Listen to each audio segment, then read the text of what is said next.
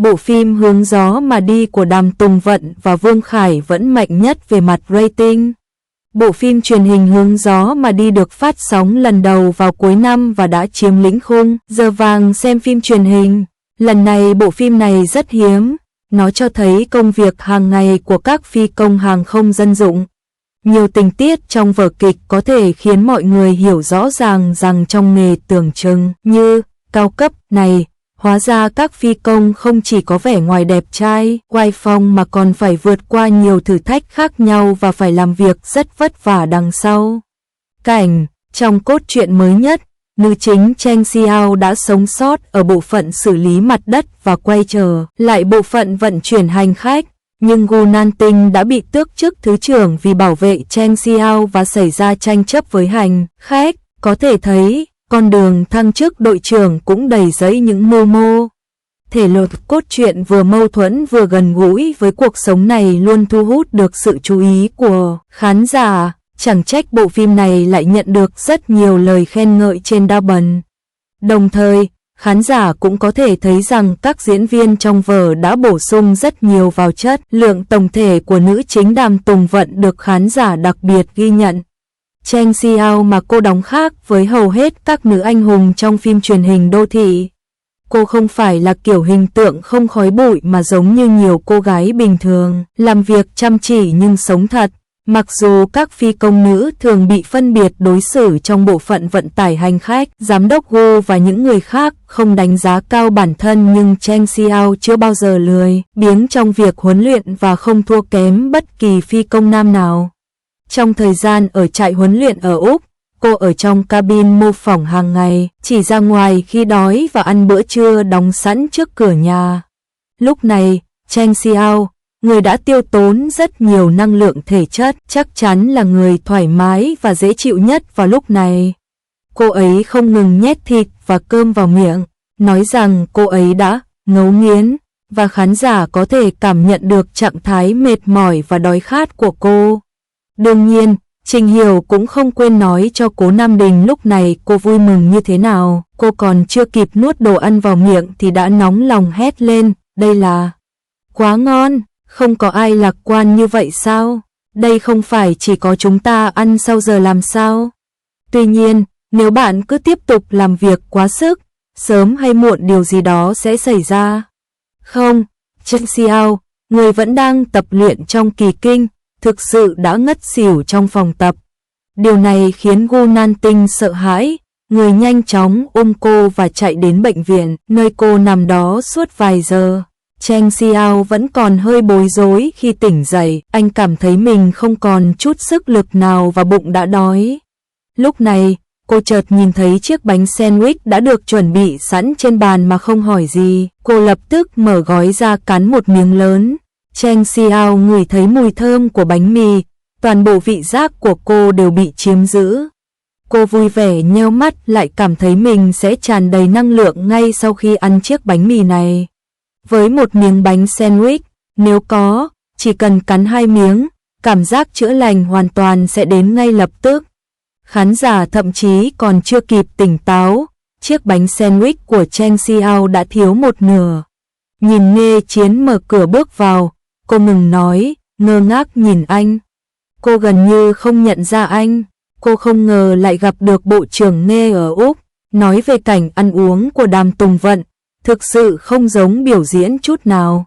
Mọi chuyển động và biểu cảm dường như đều là phản ứng tự nhiên của cơ thể. Đối với các diễn viên, càng chăm chỉ thì kỹ năng diễn xuất của họ càng vững vàng. Kiểu diễn xuất gần gũi với cuộc sống này mới có thể mang đến cho khán giả cảm giác đắm chìm, trọn vẹn nhất. Ngoài một vài đoạn clip được đề cập trước đó, còn có một cảnh khác đặc biệt khó quên. Khi Cheng Xiao được giám đốc Chiang cử đến bộ phận xử lý mặt đất, giấc mơ trở thành đội trưởng của cô ngày càng xa rời trái tim của Cheng Xiao. Tràn ngập sự cay đắng và tuyệt vọng, và anh ấy thậm chí không thể ăn uống đầy đủ. Cô nhìn chằm chằm vào đĩa cơm với đôi mắt trống rỗng, múc cơm vào miệng như một cái máy. Đây đúng là ăn mà không biết mùi vị. Cô không biết đầu óc mình đã đi đâu rồi. Song Song và Hạ Chí ở bên cạnh rất lo lắng khi thấy cô như thế này. Anh còn đặc biệt tặng cô một chiếc đùi gà. Cheng Xiao đã tỉnh táo lại nhưng vẫn giả vờ như không quan tâm, đặt lại chân gà vào tay, vừa nuốt nước bọt vừa an ủi hai người bạn của mình. Trong cảnh này, Đàm Tùng Vận thể hiện sự bất lực của nữ phi công xuất sắc đến mức khiến người xem sau khi xem xong không khỏi xót xa. Thật hiếm khi thấy một nữ nhân vật chính trong phim truyền hình trong nước có thể ăn uống nghiêm túc và diễn xuất có tâm. Tuy đây là yêu cầu tối thiểu đối với diễn xuất, nhưng một số diễn viên lại không thể làm được. Nếu muốn nói là diễn viên nổi tiếng, ăn đồ giả thì nhất định là Dương Anh. Trong The Song of Romance, cô giả vờ cắn một miếng chân gà mà không hề cắn đứt ra. Kỹ năng diễn xuất vốn đã rất kém nhưng vẫn phải trông ngon lành mới có thể khiến khán giả cười chết. Hoa nhí Chen Duệ cũng có cảnh ăn uống đặc biệt phản cảm trong Vườn Sao Băng. Cô cầm một chiếc bát rỗng và khua đũa nhưng thực ra cô không ăn gì cả. Cô chỉ đang cố gắng ăn không khí. Những người dẫn chương trình có nghĩ rằng khán giả không thể biết được nó giả đến mức nào không? Thậm chí không thèm thêm cháo, đừng mong khán giả đánh giá tốt cho mình. Cuối cùng, không chỉ diễn viên bị mọi người chê cười mà danh tiếng của toàn bộ phim cũng sa sút đi rất nhiều. Không những vậy, ngay cả Dương Tử, người luôn gây ấn tượng với khán giả bằng khả năng diễn xuất của mình, cũng có lúc giả vờ. Trong Sweet Honey S.A.S.S. Frost, nhân vật Jinmi của cô cầm một chiếc dùi gà và nói trước ống kính một cách rất dễ thương và sinh động, "Hoàng thượng, ngài có muốn thử không? Ngon quá." Cô cắn một miếng và mặt anh trông như đang thưởng thức. Tuy nhiên, nếu để ý kỹ, bạn có thể thấy chiếc chân gà không hề có dấu hiệu bị nhai mà vẫn còn nguyên vẹn. "Ôi, tôi ăn rồi, tôi chỉ giả vờ thôi." Đúng là ai cũng khen diễn viên có niềm tin mãnh liệt, vậy mà giả tạo quá mà vẫn phải tiếp tục diễn. Ngoài ra còn có Ouyang Nana, một người không chuyên nghiệp trong những năm gần đây. Cô luôn mong muốn trở thành một diễn viên, nhưng một số tác phẩm của cô cũng không gây được tiếng vang gì. Ngay cả chương trình tạp kỹ cuối cùng cạnh tranh về kỹ năng diễn xuất đều dựa vào những meme đen tối như Kiến đua 10 năm để trở thành nữ diễn viên nổi tiếng. Diễn xuất trên sân khấu không tốt thì không sao, nhưng ngoài sân khấu còn kịch tính hơn nữa. Khi uống nước trái cây, bạn chạm vào môi và cố tình mím môi chớp mắt. Nếu còn sức lực để thể hiện, tại sao bạn không rèn luyện kỹ năng diễn xuất trước rồi mới nghĩ đến việc kiếm sống trong ngành này? Đúng là có một số trường hợp đặc biệt chương trình không cho phép phá vỡ đạo cụ, nhưng biểu diễn có cẩn thận hay không thì khán giả chỉ cần nhìn thoáng qua là có thể biết được. Hầu hết các diễn viên giả ăn có lẽ muốn giữ thể trạng tốt, nhưng họ quên rằng ngay từ đầu diễn viên phải quay phim tốt. Tóm lại, trong Walk to the Wind, những cảnh ăn uống của Đàm Tùng Vận đã lấy đi lá sung của nhiều diễn viên. Mỗi lần diễn, tôi ăn thật, không quan tâm đến hình thể hay hình ảnh chút nào. Tôi hoàn toàn hòa nhập vào diễn xuất và đảm nhận vai nữ chính. Nhưng một số diễn viên không thể rũ bỏ được gánh nặng của thần tượng, cuối cùng họ chỉ có thể nhận được những đánh giá không tốt từ khán giả. Đây hoàn toàn là do bản thân tự gây ra. Vậy bạn có nghĩ rằng có sự khác biệt lớn giữa đồ ăn giả và đồ ăn thật không?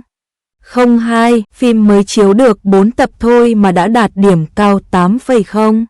Cuối cùng, tôi có một vở múa rối cổ trang khiến tôi phải thức cả đêm để xem say sưa. Điều gì đã xảy ra với phim cổ trang trong nước vào năm 2024? Là một trong những chủ đề phổ biến nhất trong phim truyền hình Trung Quốc, phim truyền hình thần tượng cổ trang đã sản sinh ra những tác phẩm kinh điển như Mật ngọt như Cho như xương và Cuộc sống thường ngày. Trong 2 năm qua, các bộ phim truyền hình nổi tiếng trong nước như Mengolu, The Star và Glanzu lần lượt ra mắt, rất thú vị. Tuy nhiên, nếu nhìn vào các bộ phim thần tượng cổ trang năm nay, từ Fox Fairy Matchmaker, Moonred đến Sauvignon Blanc 2 và Si2 Trong Minh đều tệ đến mức không thể chịu nổi. Không còn lựa chọn nào khác ngoài việc đặt hy vọng vào những tập chưa phát sóng. Chẳng hạn, Sichuan Broadgate, do Đàm Tùng Vận và Trân Nghê Khẩn đóng chính gây ấn tượng chỉ từ phong cách trang điểm và kết cấu hình ảnh thể hiện trong trailer. Tuy nhiên, khi mong chờ bộ phim mới của Đàm Tùng Vận, Lưu Quang Ân của Chu Sudan đã được mở màn đầu tiên. Bộ phim được ra mắt trên Ghost Factory và đạt rating cao 8.0 trên trang này trong 4 tập đầu tiên. Điều này cho thấy sức mạnh vượt trội của nó. Đồng thời, rating của Daban vừa được công bố, nhìn thấy những đánh giá tích cực từ khán giả, tôi thở phào nhẹ nhõm và dồn hết tâm sức vào xem phim. Không ngờ một khi đã bắt đầu đuổi theo thì lại không thể dừng lại. Du hành thời gian, đấu nhà, trả thù, cốt truyện quá bất ngờ. Lưu Quang Ân kể câu chuyện về Han Dí Trinh, do Chu Sudan thủ vai, một phi tần của phủ thừa tướng, người tình cờ liên lạc được với Bây Duê, do Trang Han thủ vai, thần chiến tranh ở Thiên Minh. Để khám phá bí mật về trải nghiệm cuộc sống của cô, Han Dí Trinh và Jun Bây Duê cùng nhau bắt đầu một cuộc hành trình phiêu lưu đến lục địa Long Duên, và cuối cùng đã thành công trong việc giải mã bí ẩn về trải nghiệm cuộc sống của họ và bảo vệ sự yên bình của Long Duên. Trên thị trường phim truyền hình Trung Quốc hiện nay, mặc dù số lượng phim thần tượng cổ trang tăng vọt nhưng chất lượng của chúng vẫn tiếp tục giảm. Vì vậy, làm thế nào để bạn thoát khỏi tình trạng khó xử này? Lưu Quang Ân đưa ra câu trả lời qua 2 điểm nhấn chính. Điểm nổi bật đầu tiên, câu chuyện thoát ra khỏi thói quen. Điều khiến khán giả lo lắng nhất về các bộ phim truyền hình thần tượng cổ trang hiện nay chắc chắn là hiện tượng đồng nhất nghiêm trọng. Dù là bối cảnh nhân vật hay diễn biến cốt truyện, chúng đều tỏ ra rất giống nhau, như thể cùng một khuôn mẫu. Tuy nhiên, Lưu Quang Ân thì khác. Ở phần đầu, nó nhanh chóng thoát khỏi bối cảnh thông thường được giới thiệu trong các bộ phim truyền hình thần tượng cổ trang và cốt truyện trực tiếp đi vào các khía cạnh thú vị của du hành thời gian, đấu tranh trong nhà, chọn vợ lẽ và đám cưới. Ngắn gọn, xúc tích nhưng luôn đầy đủ thông tin hữu ích. Cũng không có cốt truyện cường điệu về một nhóm phụ nữ lang thang quanh một người đàn ông, hay màn giải cứu mỹ nhân anh hùng bằng cách xoay tròn và ôm nhau trên không. Tổng thể câu chuyện rất mạch lạc, tự nhiên, thậm chí còn lồng ghép một số yếu tố hài nhẹ nhàng.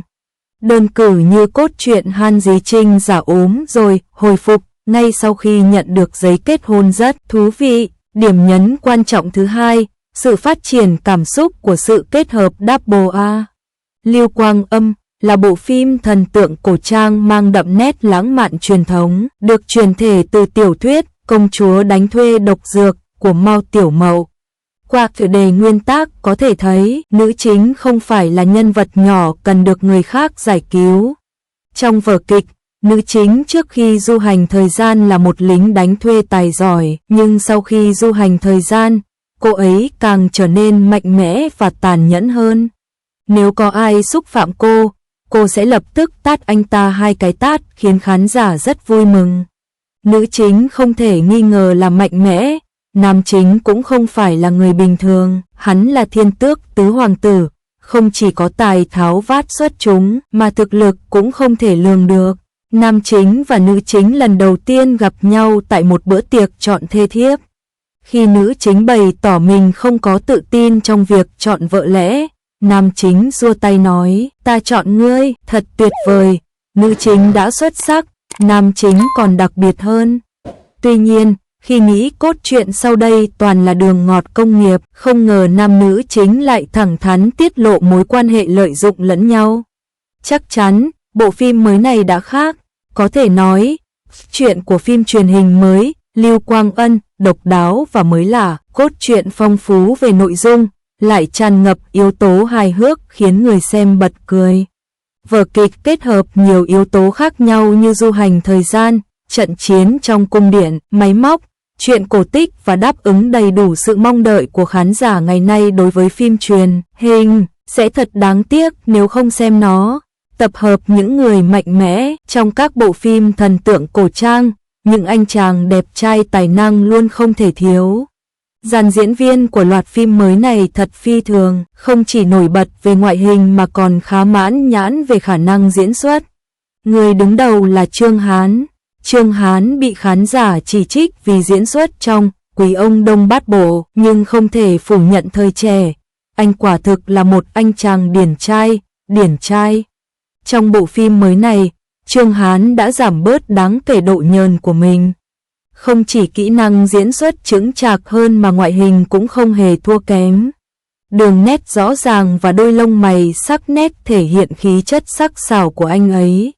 Trong buổi lễ chọn thê thiếp, khi có người bị xúc phạm, Jun Bae-jae do Trương Hán thủ vai đã nghiêm khắc chỉ trích vị quan cấp dưới nói chuyện với vẻ mặt nghiêm túc, thể hiện hoàn hảo uy nghiêm của một quý tộc hoàng gia, và biểu hiện của ông ấy có vẻ rất tự nhiên.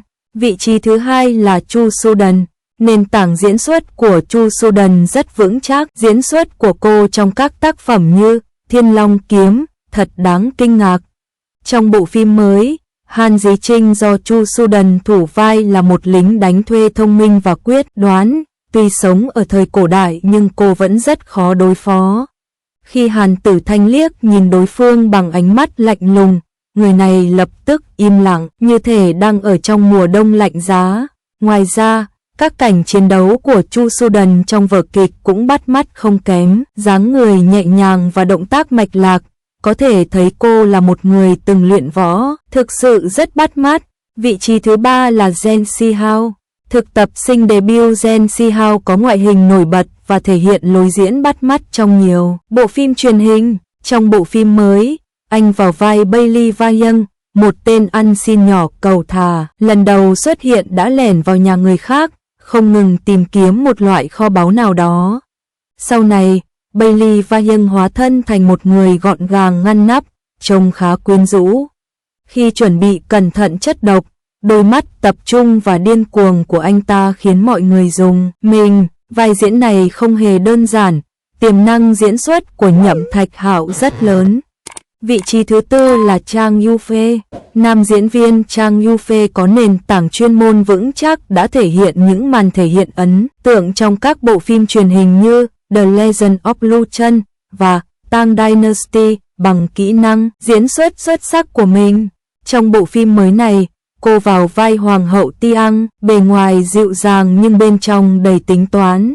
Trong bữa tiệc, khi thấy Hàn Tử Thanh tỏ ra thô lỗ như vậy, Hoàng hậu mỉm cười khen nàng khác biệt, nhưng ánh mắt điềm tĩnh đã phản bội nội tâm không vui. Khi Hàn Tử Thanh bị ép uống thuốc độc ở nơi công cộng, trên mặt Hoàng hậu hiện lên nụ cười giễu cợt và tự tin, thực sự rất nham hiểm. Màn trình diễn của Chang Yu-fei thực sự xuất sắc. Vị trí thứ 5 là Quách Hành Tinh.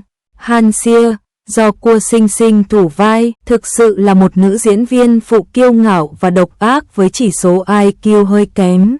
Hàn Tử Thanh rõ ràng đã dạy cho cô một bài học từ lâu, nhưng sau khi vết thương trong nháy mắt bình phục, cô quên mất đau đớn, lại đến khiêu khích cô. Đối mặt Hàn Tử Thanh đang muốn ra tay, Hàn Hy Nhi mở to hai mắt nhìn chằm chằm nữ tử tự tin ngạo mạn, nhưng trong lòng đã vô cùng hoảng sợ, giống như hổ giấy. Nhân vật Han Xia vẫn đầy quyến rũ. Ngoài ra, các diễn viên như Yao Chi, Lee Se-rin và Hai Linh sẽ thể hiện khả năng diễn xuất xuất sắc của mình trong bộ phim cổ trang Giả Tưởng Lưu Quang Âm này chắc chắn rất đáng xem. Tôi nghĩ có hai lý do chính khiến Lưu Quang Âm có thể nổi bật trong năm nay. Một là câu chuyện độc đáo và mới lạ, cốt truyện liên tục về các anh hùng cứu mỹ nhân trong phim cổ trang từ lâu đã khiến người ta cảm thấy mệt mỏi về mặt thẩm mỹ. Ngày nay, các bộ phim truyền hình mới trở lại với bản chất chân thật, không chỉ có võ công điêu luyện mà còn có thể kháng cự độc tố. Cài đặt nhân vật thực sự rất hiếm. Nam chính không phải là nhân vật yếu đuối, khí chất khiến người xung quanh ngại ngùng khi nhìn thẳng vào anh. Anh ta có thực lực và phương tiện nên việc hợp lực sẽ phù hợp hơn. Thứ hai, diễn viên có thể diễn giải các nhân vật một cách thực tế. Mặc dù ngoại hình của các diễn viên trong phim thần tượng cổ trang rất quan trọng nhưng trong thị trường phim truyền hình trong nước ngày nay, nơi thực lực là quan trọng nhất. Nếu không có diễn xuất nổi bật thì dù ngoại hình có đẹp đến mấy cũng sẽ không thể thuyết phục được khán giả. Các diễn viên trong bộ phim mới đều có kỹ năng diễn xuất vượt trội, thể hiện hoàn hảo nhân vật của mình trước khán giả và diễn xuất của họ cũng rất xuất sắc. Lưu Quang Ân vẫn đang được cập nhật. Bạn nghĩ gì về bộ phim này?